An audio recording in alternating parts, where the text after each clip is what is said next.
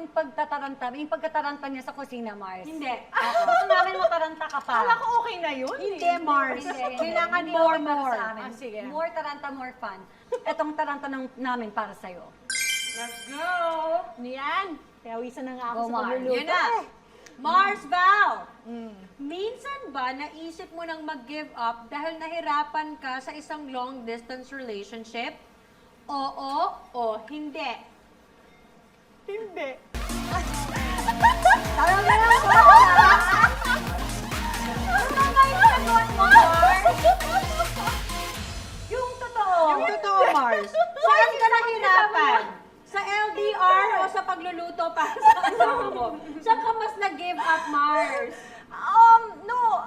Kasi, kanina lang pinag-uusapan namin to ni Mars Andre eh. Nasabi ko, mahal ko yung asawa ko, oo, pero minsan naiisip ko, ano ba itong pinasok ko? Kasi ang hirap eh, like, i-give up mo lahat. Tapos yung lilipat ka sa Guam, di ba? Siyempre, ibang-iba sa nakasanayan mo na Nabuhay. di ba? At saka yung anak ko din, nagtatalo din kami na parang ayaw niya lumipat. Yung mga ganong ano. But at the end of the day, kaya ako sinabing hindi. Kasi despite all that, willing pa din ako to actually to go there, to be with my husband, ganon. At the end of the day, di ba, Mars, parang you'll always have all these questions. Kaya ba? Bakit ganyan? Pero, ang ending, kapag pinapili ka, sige, sasama ako. Totoo! Kung nasan ka, nandun ako. In short, Yes. siya pa rin yung home mo. Correct. Diba? Oo, ganon na ganon. Kaya yung pagkakasagot ko, hindi. Natatawa. Mars, sabi niya, Hindi! hindi. Yung Ganyan. totoo.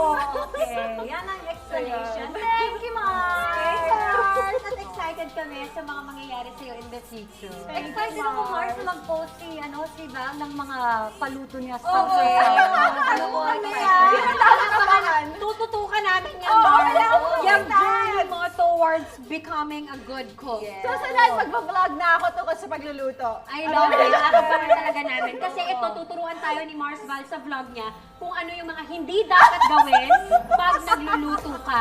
Mars, magandang content yung lahat pang nakagawa niya. Oo. Kaya gawin mo yan. I'm sure madaming makaka-relate. Yes, totoo. Ano natin, Mars, more kung may pakpak ang balita, mga 100 years pa bago makarating yan. Lalo na sa panahon ngayon, Mars. O, diba? Pero, kung sa kidlat ito sasabay, aba agad-agad darating at mas marami pang chikang mahahalukan. Gusto tayo sa mabilisan at maramihan, Mars.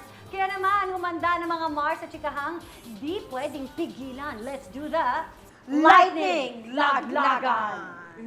Okay, let's go. Simulan natin kay Mars Andrea. Ay, Mars, ano to? Masaya lang to, Mars. Eto na, Mars Andrea.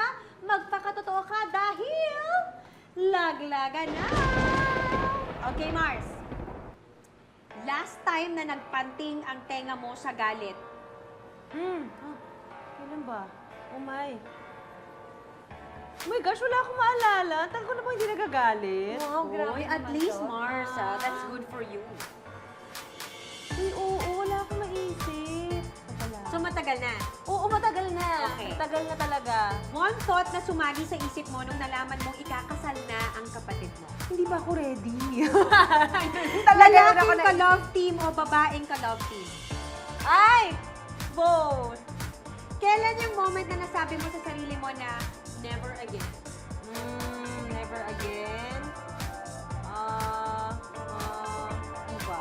Never again may love sa tao sa showbiz. O si Mars na tumagot sa'yo. Eto na, magbibigay ka ba ng second chance sa isang taong may atraso sa'yo? Depende ko ano atras. Handa ka na bang magmahal? Yes, ready na. Ready open for application. Pwede Please na, submit your pwede na. application, mga pars. Okay.